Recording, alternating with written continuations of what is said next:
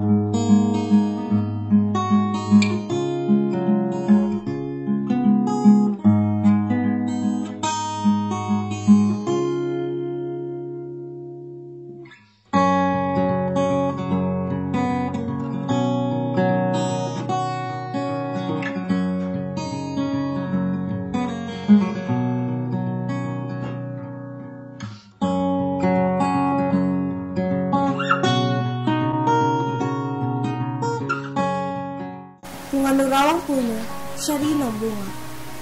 Minsan, iniisip kong marahil, tama sila at mali ako.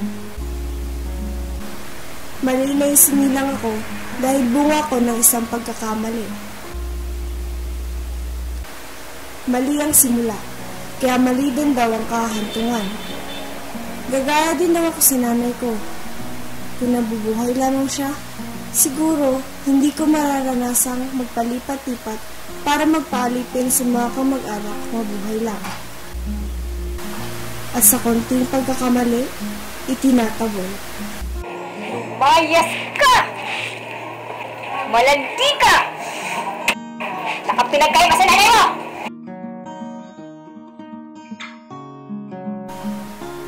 Pinaglaban niya ako kaya alam kong matapang siya. Kung nandito siya, may tagapagtanggol sana ako. At gaya ng ibang nanay, gagawin niya lahat para magabayan ako.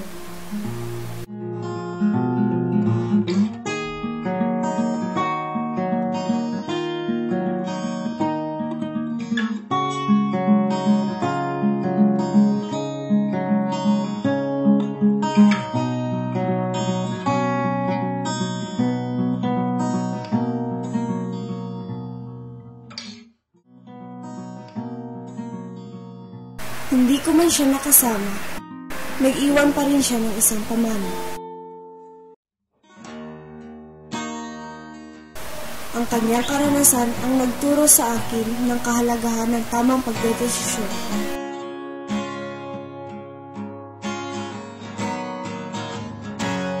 Na kahit anong mangyari, kailangan kong magtapos ng pag-aaral.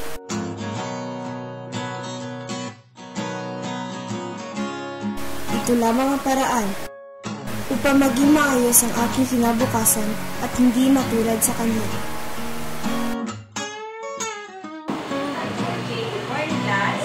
Good morning, Mom. So, our lesson this morning is about do you have any idea about the number 2? What is the meaning of the letter 2? Anyone?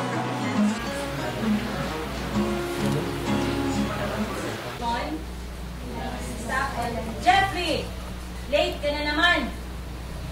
Take your seat. See me after class.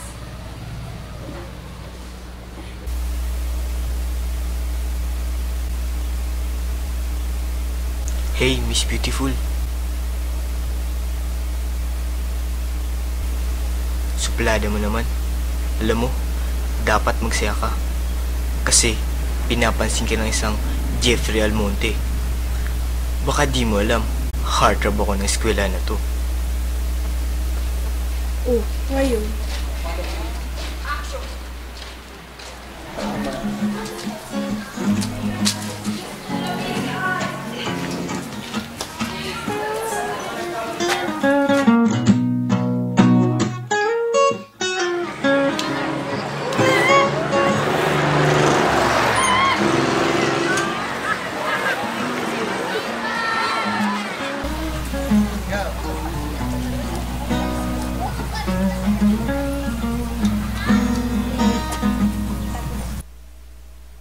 Pwede ba?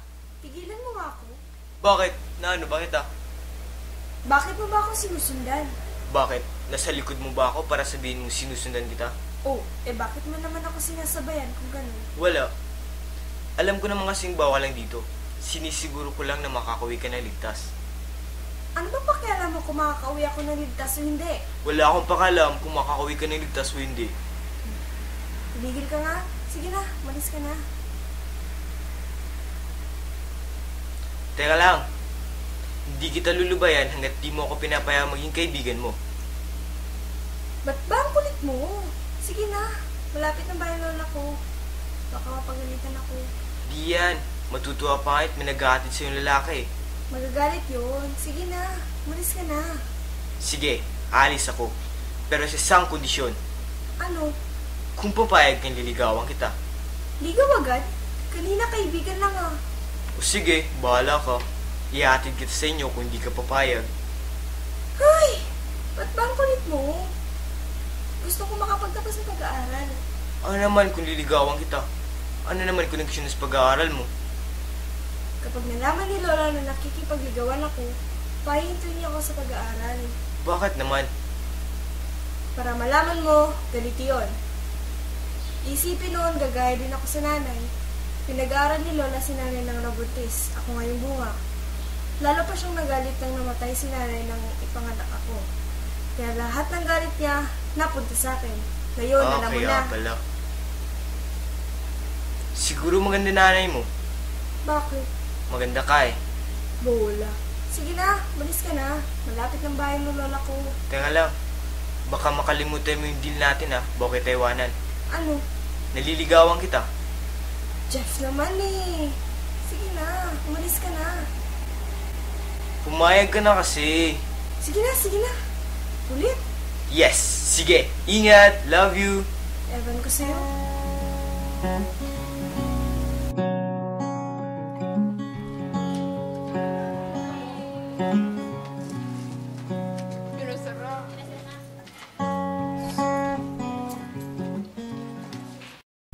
Hi, Divine. Divina pangalan ko. Mas maganda siya yung Divine. As in, Divine Beauty. Diba? Alam mo, napakabolero. Hindi. Honest lang ako. Maganda ka naman talaga eh. By the way, for you. Ano yan? Di mo alam kung ano to? Ang ibig ko sabihin, bakit mo ko binibigyan yan? Wala. Gusto lang kitang bigyan. Ayoko. Sige. Pag hindi mo to kinuha, ihatid kita sa inyo mamaya. Akin na nga. Nakakainis ka. Baka naman tinatago lang ang pagkakrush mo sa akin sa pagkainis mo. Feeling gwapo. Diyan ka na nga. Magiging akin ka rin.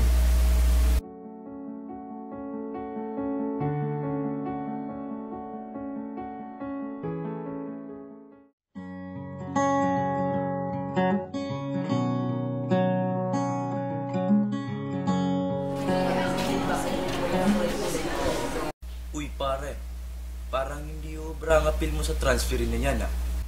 Alam mo pare, alam ko ng ganyang klaseng babae. Sa umpisa lang nagtataray. Pakipot effect. Pero pag binola-bola mo na, bibigay din yan. Sige nga, tingnan natin kung saan naabutin ang yabang mong yan. Huwag mo ako subukan. Sige, anong gusto mo? 1 linggong allowance ko ano? 1 linggo lang, dalawain mo na. Sige, pero pag ikaw ang natalo, ibibigay mo sa akin ng 1 buong allowance mo, okay? Kahit 2 buwan pa, pare. Sigurado ka talaga nga papasayo si Divina. Tingnan natin. Tingnan mo talaga.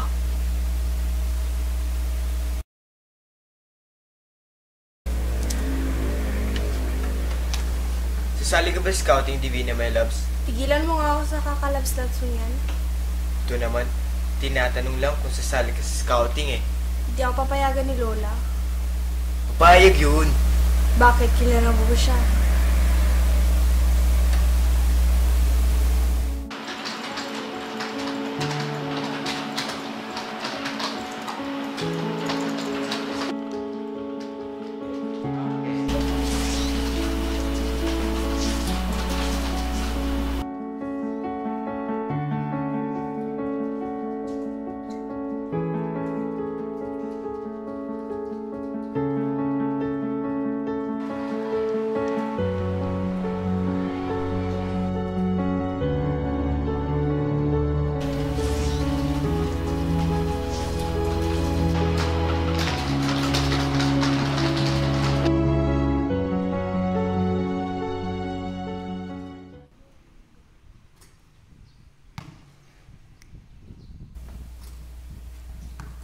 Pare, kayo na ba? Malapit na, pare. We, kaya pala. Ha! Huwag mo akong tatawanan. Baka lumuha ka pag kinuha ko na allowance mo. Malapit na kaya ang scouting. Baka makalimutan mo. Don't you worry, pare. Everything is under control. Sigurado ka bang sasali si Divina sa scouting? Sali yun. Diskarte ko na yun.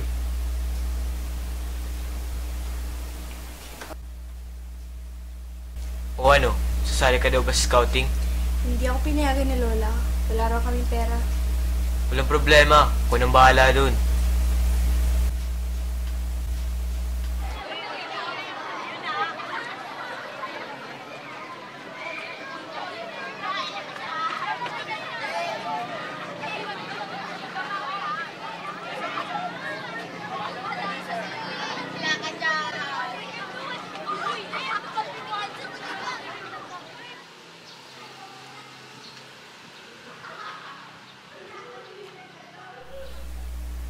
Ito nga pala ID mo. Naregister na rin kita sa scouting. Pati yung contribution okay na. Sino may sabi sa'yo na gusto kong sumali sa scouting? Diba sabi mo, ayaw ng lola mo? Hindi ayaw mo. Ito pa pala. Ano yan? Kahit daw naka-school uniform o kahit anong suot, basta naka-scarf okay na. Sandali, try natin.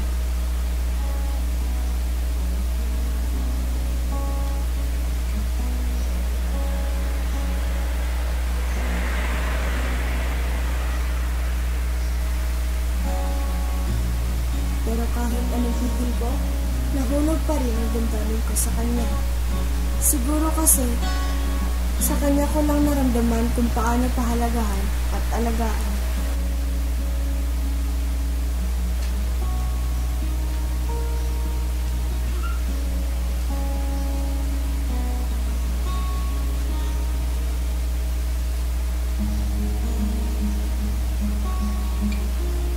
O ayan, bagay. At dahil sa kanya, muntik ko nang makalimutan ang aral na natutunan ko sa nanay at ang pangako ko sa sarili ko.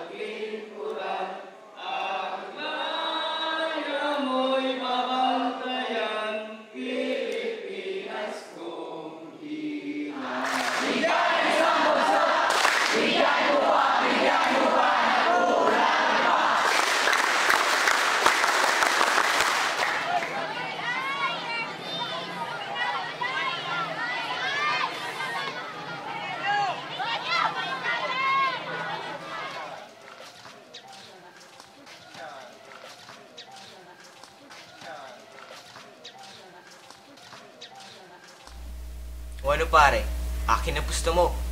Napasagot ko na si Divina. Bukas mas marami na yan. Eto nga pare oh, wala na akong pampaload. Akin na kung magkano yan. Ano pang gusto mong mangyari sa amin ni Divina pare? Alam mo na yun pare. Ako nang bahala dun. May iba tayo pare. Ikaw, sinong prospect mo? Teka, pili pa kasi ako sa tatlo eh. Pero nakuha ko pa rin magtapang-tapangan at sa unang pagkakataon, harapin ang taong nakasakit sa akin. Oh my loves, kala ko absent ka. Ang kapal ng mukha mo! Bakit? Anong nagawa ko? Ginawa mo akong tanga! Ha? Sabihin mo, magkano nakuha mo sa pustahan nyo? Sabihin mo! Sige, aminin ko. Oo, nung muna pustahan lang ang lahat. Pero nung nakilala na kita, nagbago ng nararamdaman ko sa'yo. Sinungaling. Maniwala ka. At ano namang susunod kung papayag ako sa balak nyo? Divina!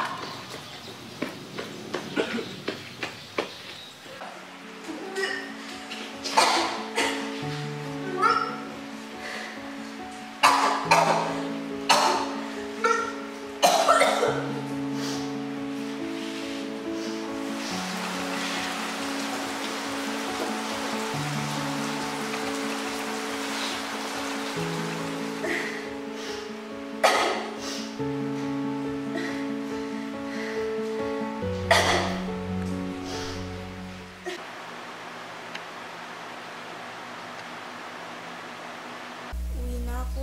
Hindi mo pa kaya. Wala to. Kaya ko na sarili ko. Antayin mo muna mapekto yung gamot. Mataas daw pala acid mo, sabi ng school nurse. Nakita niya dun sa medical record mo. Wala nga to. Na-stress lang ata ako kaya ang matake ulit. Sige na, salamat Karen. Doon na lang ako sa bahay magpapahinga. Antayin mo muna mag-dismissal bago ka lumabas dito. Bakit? Kanina kasi habang nagsusuka ka sa banyo, may mga nakarinig sa'yo. Kaya, mabilis kumalat ang chismis na malamang daw buntis ka. Ano? Baka naman makarating yan kay Lola. Mas maniniwala pa naman yun sa iba kasi sa akin. Ano pa naman kamalasan to? Sasamahan na lang kita sa inyo para ako na rin magpaliwanag sa lola mo. Salamat pero hindi mo na kailangan gawin yun. Wala na akong pakialam sa iisipin nun. Total, pahihintuin niya na ako sa pag-aaral. Bakit naman? Nalaman niyo na may boyfriend ako. Si Jeff. Kala ko ba naman seryoso? Walang hiya? O relax, sinasabi ko na nga ba? Bakit? Anong alam mo? Hindi lang ikaw ang unang biktima. Ikaw din? Ako yung nagpapadala sa'yo ng mga warning messages. Bakit di mo ako dinirekta agad? Baka kasi pag nalaman mo yung tungkol sa amin, isipin mo na bitter lang ako na nakiketsa sa inyo. Buti na lang, sa sobrang yabang ng mga yun, sa kanilang mga sekreto. So, panalo pa rin tayo. Hindi na magbabago isip ng lola ko. Masakit. Pero ang karanasang ito ang nagmulat sa akin para muling ituon ang pansin sa kung ano ang tunay na mahalaga at kung alin ang dapat na mauna. Nakumbinsi ko pa rin si Lola na magtatapos ako ng pag-aaral at hindi ko naman siya binigo. Madali lang palang sisihin ang pangit na nakaraan para iligaw ang sarili at maging pabigat sa iba. Tutal, marami din namang mga tao ang ganun ang inaasahan. Pero kahit gaano kapangit ang pinagdaanan, maaari din palang gawing inspirasyon upang magsumikap at magtagumpay. Ngayong isa na akong guro, mas nararamdaman ko na kailangan kong ibahagi ang leksyon na natutunan ko sa sarili kong karanasan. Ako si Divina Gracia, at ito ang aking kwento.